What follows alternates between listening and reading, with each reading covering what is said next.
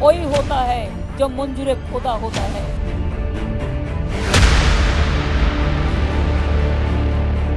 हवाई चप्पल और पुरानी कार और सफेद सूती साड़ी पहनकर जीवन जीने वाली एक राजनीतिक महिला की कहानी। बचपन संघर्षों में बीता और बड़ी कम उम्र में पिता का साया बेटी के सिर से छिन गया। जीवन यापन करने के लिए उस लड़की को एक दूध बूथ पर दूध तक बेचना पड़ा। आगे चलकर देश की राजनीति में एक अलग मुकाम हासिल किया।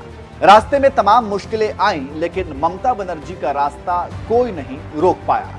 आज राजनीतिक शख्सियत में इसी दिलेर महिला की कहानी शुरू करने से पहले आपसे एक रिक्वेस्ट है कि आप न्यूज एक्सप्रेस चैनल को लाइक और सब्सक्राइब करना ना भूलें।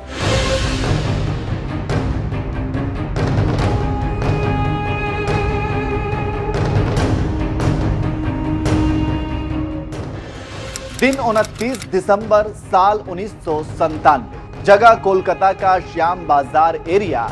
उस रैली को कवर करने वाले कहते हैं कि उस दिन वहां तिल धरने को जगह नहीं थी, मतलब ये कि पैर रखने की जगह नहीं थी। उसी जगह पर तृणमूल कांग्रेस का जन्म हो रहा था। जोश और खुशी के इस माहौल में खुशी खुशी लोग जो सिर्फ सियासत के नहीं बल्कि साहित्य, कला, थिएटर के कई नामी लोग थे, बहुत उम्मीद और उत्साह से ममता के साथ थे। जानकार बताते हैं कि कोलकाता में उस दिन एक आंदोलन का माहौल था। पूरे राज्य से कांग्रेस के छोटे बड़े नेता आ धमके थे। ममता दीदी के कांग्रेस पार्टी से अलग होकर नई पार्टी के स्थापना के ऐलान से लोगों में खुशी की लहर दौड़ गई थी और सब सोच रहे थे कि सीपीएम का सफाया होगा, और हुआ भी। नाम ममता बनर्जी। जन्म स्थान 5 जनवरी 1955, कोलकाता, पश्चिम बंगाल। पिता का नाम प्रोमलेश्वर बनर्जी, माता का नाम गायत्री बनर्जी। शिक्षा एमए, इस्लामिक इतिहास में मास्टर डिग्री। शादी अविवाहित। पार्टी टीएमसी प्रमुख। सीपीआई के दिग्गज नेता सोमनाथ चटर्जी हार गए।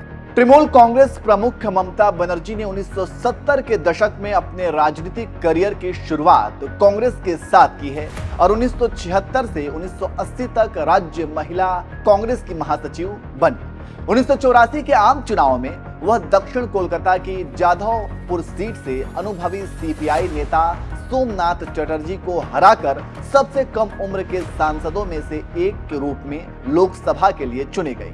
1984 में अपनी जीत के बाद वह अखिल भारतीय युवा कांग्रेस की महासचिव बनी।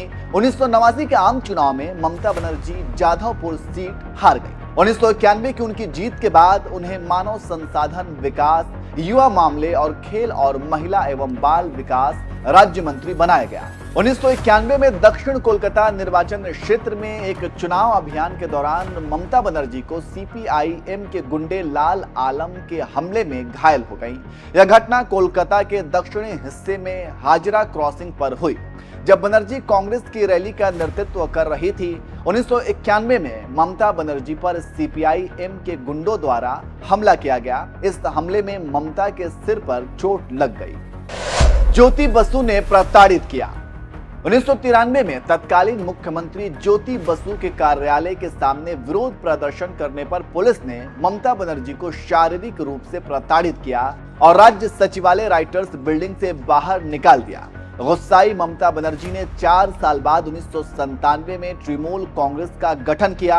1999 में वह बीजेपी के नेतृत्व वाली राष्ट्रीय जनतांत्रिक गठबंधन सरकार में शामिल हुई और उन्हें रेलवे मंत्रालय आवंटित किया गया। 2000 में अपने पहले रेल बजट में उन्होंने पश्चिम बंगाल में कई नई एक्सप्रेस ट्रेनें शुरू की। सिंगूर में ममता की वीरता, जहां उन्होंने किसानों के भूमि अधिकारों के लिए लड़ाई लड़ी, जिसके कारण टाटा को बाहर निकालना पड़ा। पहली बार विदेशी मीडिया का ध्यान उन पर गया और वह पश्चिम बंगाल की राजनीति में सबसे आगे आ गई। ममता बनर्जी को राज्य के सुदूर सिंगूर और नंदीग्राम इलाके में किसानों का समर्थन प्राप्त हुआ। वामपंथी सरकार पर किसान अधिकारों के हनन का आरोप लगाने के बाद ममता बनर्जी ने इस क्षेत्र में औद्योगिकीकरण परियोजनाओं को रोक दिया है। 2008 के अंत में ममता ने पश्चिम मिदनापुर जिले के लालगढ़ में पुलिस अत्याचारों के खिलाफ विद्रोह को समर्थन देने में सक्रिय भाग लिया। मां माटी मानुष। ममता बनर्जी ने बंगाल में वामपंथी का सफाया कर टीएमसी ने बड़ी जीत हासिल की और ये साल 2011 था। टीएमसी ने मां माटी मानुष के नारे के साथ विधानसभा चुनाव में उतरी और भारी बहुमत के साथ जीत हासिल की।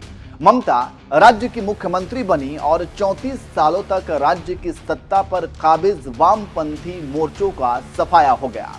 ममता की पार्टी ने राज्य विधानसभा की 294 सीटों में से 184 पर कब्जा किया। 2021 जब पश्चिम बंगाल विधानसभा का चुनाव हुआ तो बीजेपी ने बड़ी ताकत से चुनाव लड़ा, लेकिन तृणमूल कांग्रेस ने भारी बहुमत से चुनाव जीत लिया। 66 साल की ममता बनर्जी लगातार तीसरी बार मुख्यमंत्री बने। ममता ने 20 मई 2011 को पहली और 27 मई 2016 को दूसरी बार मुख्यमंत्री पद की शपथ ली थी। सफेद सूती साड़ी और हवाई चप्पल से नाता। ममता बनर्जी के व्यक्तित्व की बात करें तो सियासत में सीढ़ी दर सीढ़ी सफलता हासिल करने के बाद भी सादगी हमेशा उनके जीवन का हिस्सा रही। चाहे वह सांसद रही हो या केंद्र में मंत्री या फिर बंगाल की मुख्यमंत्री, उनके पहनावे या रहन सहन में कोई फर्क नहीं आया। सफेद सूती साड़ी और हवाई चप्पल से आज भी उनका नाता बरकरार है।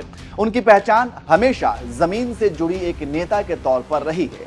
चाहे सिंगूर में किसानों के समर्थन में धरना और आमरण अनशन का मसला हो या नंदीग्राम में पुलिस की गोलियों के शिकार लोगों के लिए लड़ाई, ममता हमेशा मोर्चे पर आगे खड़ी रहीं। पश्चिम बंगाल में उनके साथी कहते हैं कि ममता बनर्जी हिम्मत और आत्मविश्वास का दूसरा नाम है। बंगाल की राजनीति को जानने वाले राजनीतिक विश्लेषकों की माने तो ममता ने कम्युनिस्ट सरकार को हिला दिया था। उसका एक ही कारण है कि वो नेता की हैसियत से कभी डिगी नहीं। ममता बनर्जी को ईमानदार कहने वालों में उनके आलोचक भी हैं। पत्रकारों की माने तो उनकी ईमानदारी पर शक नहीं, लेकिन वो भ्रष्ट नेताओं से घिरी हैं। वो कहते हैं कि विपक्ष की नेता की हैसियत से ममता एक दबंग नेता थी, लेकिन सत्ता में आने के बाद उनकी पोल खुल गई। इसलिए ममता बनर्जी के पास दिमाग नहीं है, अनभिज्ञता उनकी शक्ति है। ये स्टोरी आपको कैसी लगी कमेंट करके जरूर बताइएगा।